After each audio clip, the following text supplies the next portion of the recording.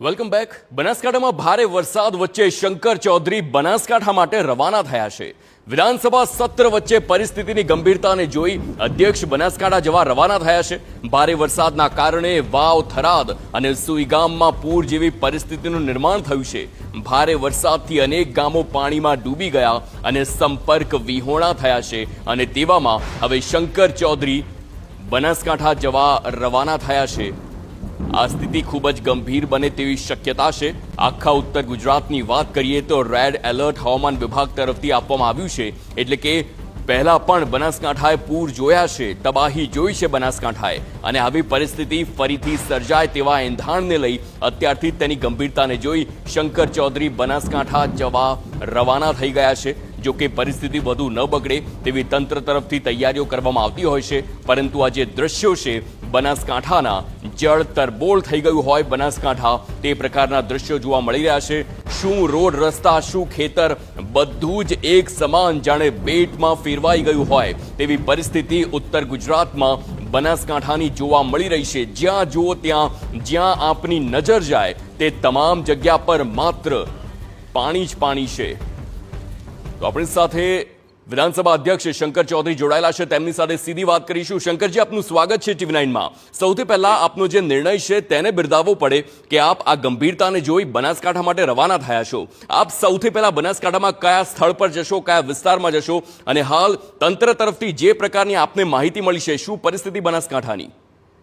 નહીં, ત્યાં જવું એ તો મારું કર્તવ્ય છે. હું તેનો જનપ્રતિનિધિ છું અને બધા જે જિલ્લાના લોકો છે મારા સ્વજનો છે બધા, એટલે એને મુશ્કેલીમાં મારે મદદ કરી મારું કર્તવ્ય છે, એના ભાગરૂપે જઉં છું. પરંતુ પાણી અને વરસાદ એ એક સાથે, પવન અને વરસાદ બંને એક સાથે 24 કલાક સતત રહ્યું છે. અને 15-17 ઇંચ વરસાદ એટલે એ આખા સિઝનનો વરસાદ હોય ને એટલો વરસાદ માત્ર 24 કલાકમાં ત્યાં પડી ગયો છે. એટલે બીજું રણ આખું ભરાયેલું છે. એટલે રણમાં પાણી જે નિકાલ થવો પડે એ નથી થતો, કેમ કે રણમાં પણ પાણી એટલા જ મોટા પ્રમાણમાં રાજસ્થાન તરફથી પણ આવ્યું છે અને બધું ભરાયું છે. એટલે આખું 5-5, 6-7 ફૂટ પાણી રણની અંદર છે. એટલે અહીંથી નિકાલ જે આ બાજુના ખેતરોનો પાણી જે નિકાલ થવો પડે, ગામોના પાણીનો નિકાલ થવો પડે એ ત્યાં નથી થતું. અને પવન પાછો પશ્ચિમ દિશામાંથી આવે છે એટલે ઉલટી દિશાનો છે, એટલે પાણી, પવન પણ રોકી રહ્યું છે રણની અંદર જે એના મોજા ઉછળે છે. એટલે સામે પાણીએ સામી દિશામાં પાણી નથી જઈ શકતું. જી શંકરજી, બીજું વરસાદ ઘણું ખેતરોની અંદર પાણી ભરાયું છે. કેટલાક ગામોમાં જવાના રસ્તા બધા તૂટી ગયા છે, લાઇટના થાંભલા પણ પડી ગયા છે. તો કનેક્ટિવિટી એ બહુ મોટી સમસ્યા, અત્યારે સૌથી પહેલી સમસ્યા કનેક્ટિવિટી છે. શંકરજી, ભૂતકાળમાં બનાસકાંઠાએ બહુ ગંભીર પૂર જોયા છે. 2017ના દ્રશ્યો એ આપ ભૂલી ના શકીએ, કારણ કે આખું બનાસકાંઠા જ્યારે તબાહ થઈ ગયું હોય તેવી પરિસ્થિતિ ભૂતકાળમાં બનાસકાંઠામાં સર્જાયેલી છે. શું એવી કોઈ પરિસ્થિતિ આ વખતે સર્જાય તેવી કોઈ શક્યતા તંત્ર તરફથી શું તૈયારીઓ કરવામાં આવી રહી છે? નહીં, એ ટાઈપનું જે ડેમનું પાણી આવ્યું હતું ગયા વખતે, જે આવ્યું હતું રાજસ્થાનમાં વધારે વરસાદ હતો એનું પાણી આવ્યું હતું અને નદીના ડેમમાં પાણી છોડ્યું, એના કારણે કરીને વધારે તારાજી થઈ હતી. અત્યારે વરસાદ 2017 કરતા પણ એક સાથે વધારે આવ્યો છે, 15-15, 14-14 ઇંચ. પરંતુ એ પાણી અહીંયા સ્થાનિક છે, હજુ બહારથી કોઈ પાણી નથી. બહારથી જો ડેમ હજુ ભરાવાને બાકી છે, 4-5 ફૂટ બાકી છે. એટલે એ સ્થિતિ અત્યારે નથી. અને અત્યારે હાલ મને લાગે છે કે 1-2 દિવસમાં વરસાદની ગતિ જો ધીમી પડી જાય તો એવી કોઈ સમસ્યા, કોઈ માનવ જાનહાનિ કે એવું નહીં થાય. બીજું, લોકો પણ સતર્ક રહ્યા છે. પાણીની અંદર, મકાનોની અંદર પાણી ભરાઈ ગયા છે, પણ કોઈ ધાબા ઉપર બેઠા છે, કોઈ ઊંચી જગ્યા ઉપર બધા ચડી ગયા છે, કોઈ માઇગ્રેટ કરીને ગામના લોકો જ ઊંચાડી જગ્યા ઉપર બધાને લઈ ગયા છે. એટલે જાનહાનિ જેવું કોઈ આ વખતે ભગવાનની કૃપાથી નહીં થાય. અને સરકાર પણ NDRFની 6 ટીમો છે એ પણ કામે લાગી છે.